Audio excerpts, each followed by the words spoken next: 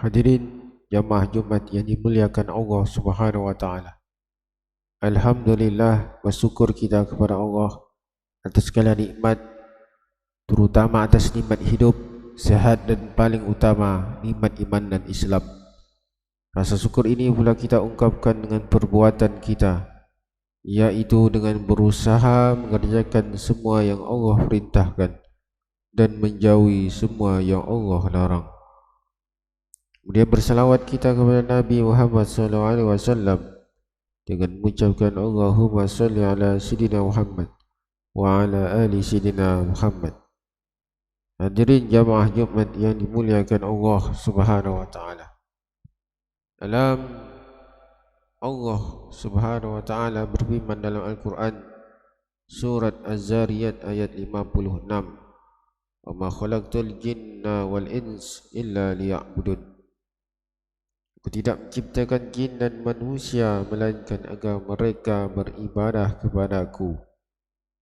Dalam ayat ini Allah Subhanahu wa taala sudah jelas menyebutkan bahawa tujuan utama kita manusia dan jin diciptakan adalah untuk mengabdi, untuk beribadah kepada Allah, untuk menjadi hamba Allah.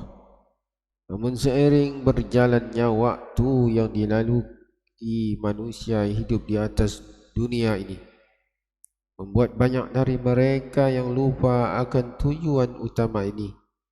Mereka tak lagi menjadi hamba Allah, tapi justru menjadi hamba dunia atau budak dunia. Ketika seorang hamba melakukan amal ibadah dengan niat tidak hanya karena Allah semata, tapi juga karena dunia. Barangkali kita pernah mengalaminya. Mungkin dulu pernah kita solat tahajud, tapi solat tahajud yang kita lakukan tak hanya karena Allah, tapi agar kita naik pangkat, naik jabatan. Atau pernah kita rajin ibadah, rajin ke masjid, tapi dengan harapan agar disebut sebagai orang soleh, dipuji sebagai orang yang ahli ibadah. Mungkin kita pernah bersedekah, tapi sedekah yang kita berikan tak hanya karena Allah semata, tapi kita berharap agar harta yang kita keluarkan itu kembali dalam keadaan berlipat ganda. Atau mungkin kita pernah sedekah, namun niatnya bukan hanya karena Allah saja, tapi karena ingin usaha kita sukses, makin maju dan berkembang. Atau mungkin juga kita pernah puasa, tapi puasa yang kita lakukan tak hanya karena Allah semata, tapi dengan harapan anak kita lulus sekolah, lulus kuliahnya, lulus bekerja dan lain sebagainya. Dalam Al-Quran Allah sudah mengingatkan kita tentang hal ini dalam surat Hud ayat 15-16. "Man kana yuridul hayatad dunya wa zinataha nuwaffi ilaihim a'malahum fiha wa hum fiha la yubkhasun." Siapa yang menginginkan hidupan dunia dan segala persiapan, perhiasan serta kenikmatan yang ada di dalamnya atas nikmat dari amalan yang mereka lakukan, maka pasti akan kami berikan bagi mereka dan mereka tidak akan dirugikan. Ibnu Abbas radhiyallahu anhuma menjelaskan tentang ayat ini bahawa siapapun yang melakukan amal soleh, apapun bentuknya, baik solat, puasa, zakat, sedekah, zikir dan lainnya, apapun itu, kalau amal itu dia lakukan tidak hanya karena Allah, tapi karena dunia, maka akan Allah berikan kepadanya apa yang dia niatkan dari amalan yang dilakukan itu, tanpa dikurangi dan dirugikan sedikit pun. Tapi ingat, ayat ini tak berhenti sampai di situ. Ada sambungan ayatnya. "Ulaikal ladzina laisa lahum fil akhirah illa an-nar." Mereka itu nanti di akhirat tak lagi mendapatkan balasan apa-apa kecuali neraka. "Wa habita ma wa sana'u fiha wa batilun ma kanu ya'malun." Dan sia-sialah segala amal yang telah mereka kerjakan selama dunia, dan terhapuslah segala kebaikan yang pernah mereka lakukan. Dalam sebuah hadis yang cukup panjang diriwayatkan Imam Muslim, Nabi SAW menceritakan tentang orang yang pertama kali diputuskan perkaranya pada hari kiamat, yaitu seorang laki-laki yang mati syahid. Dia dihadapkan kepada Allah, lalu Allah tanya, apa dulu yang engkau lakukan di dunia?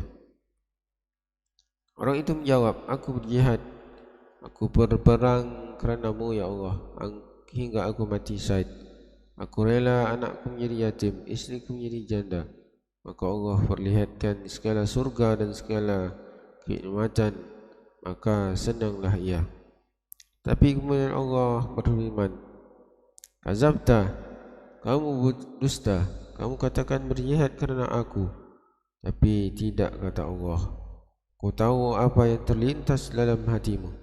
Engkau berperang bukan kerana aku, tapi kerana ingin dikatakan orang pemberani, kerana ingin dapat gelar mujahid, gelar syuhada, dan itu sudah kamu dapatkan dulu di dunia. Hari ini engkau tak layak lagi masuk ke dalam surgaku yang mulia ini.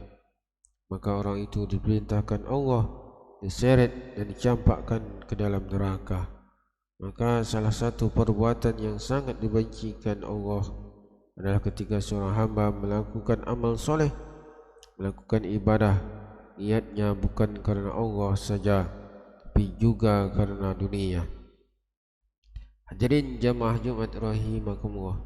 Tapi hal ini jangan sampai membuat kita salah faham. Jangan sampai membuat kita berfikir, kalau begitu tak perlu lagi kita beribadah, kerana ibadah pun masuk neraka. Khotib sampaikan ini bukan untuk melemahkan semangat kita dalam beribadah, tapi supaya kita memperbaiki dan meluruskan niat kita dalam ibadah, kerana hanya kerana Allah saja, bukan kerana perkara dunia. Bukankah dalam sehari minimal 5 kali kita berjanji kepada Allah, kita katakan, inna salati wa nusuki wa mahyaya wa mati lillahi rabbil alamin. Sesungguhnya solatku, segala amal ibadahku, hidupku, bahkan matiku, semua karena Allah, karena Engkau ya Allah. Maka jangan sampai janji itu kita ingkari. Lalu bagaimana kalau kita ingin meminta dunia? Salahkah kalau kita meminta dunia? Tidak salah.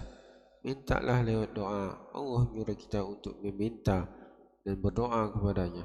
Tapi yang pertama sekali kita luruskan dulu niat kita dalam setiap amal ibadah itu hanya untuk cari ridha Allah. Dan tetaplah istiqamah, diberikan dan atau tidak diberikan oleh Allah apa yang kita minta, kita tetap istiqamah. Tidak hanya yang beribadah ketika ingin sesuatu, jangan sampai rajin beramal hanya kerana kita ada hajat yang kita inginkan saja, tapi tetaplah istiqamah, kerana itulah salah satu tanda ikhlas. Kita ikhlas dalam beribadah kepada Allah Subhanahu wa taala. Yang kedua, ketika kewajiban mencari dunia membuat dia lupa terhadap tugas dan tanggung jawabnya terhadap yang lain. Dunia wajib kita cari. Banyak ayat yang menjelaskan. Faiza qadaitas shalah, kalau salat sudah ditunaikan, fantasimu fil ardh, maka bertebaralah kamu di muka bumi.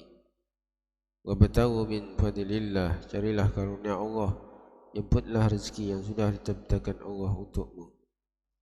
Carilah rezeki sebanyak-banyaknya, tapi ingat, jangan sampai kerana kewajiban mencari dunia buat kita lupa akan tugas dan tanggung jawab kita yang lain. Wa ma khalaqtul jinna wal ins illa liya'budun. Aku tidak menciptakan jin dan manusia melainkan agar mereka beribadah kepadaku. Mohon maaf jemaah, sering khususnya kita sebagai laki-laki atas alasan mencari nafkah tak sempat lagi solat 5 waktu, selalu melalaikan waktu, selalu terlambat dalam datang solat Jumat. Karena alasan cari rezeki puasa Ramadan tidak kita kerjakan. Karena alasan mencari nafkah tak ada lagi waktu untuk duduk dalam majlis ilmu. Sering pula atas alasan mencari nafkah tak lagi ada waktu untuk mendidik anak kita. Bagaimana solatnya, bagaimana bacaan Al-Qurannya.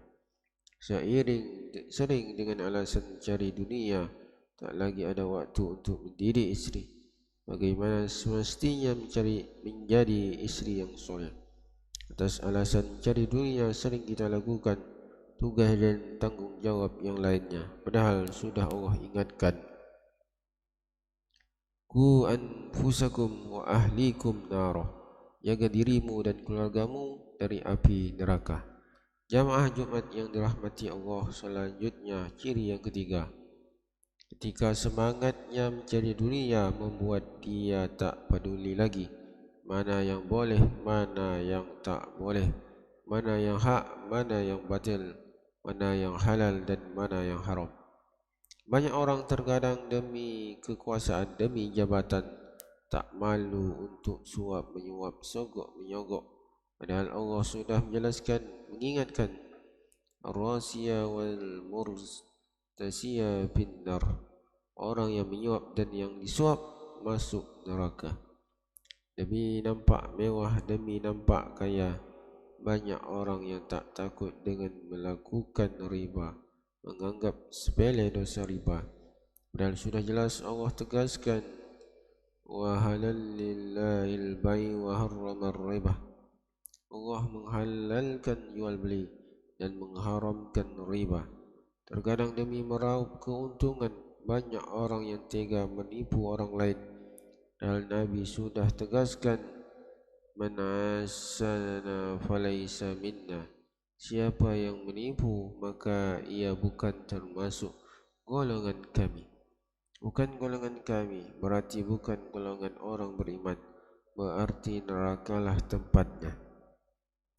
Demi kekuasaan, demi kekayaan dunia, banyak orang yang berkhianat kepada ilmunya.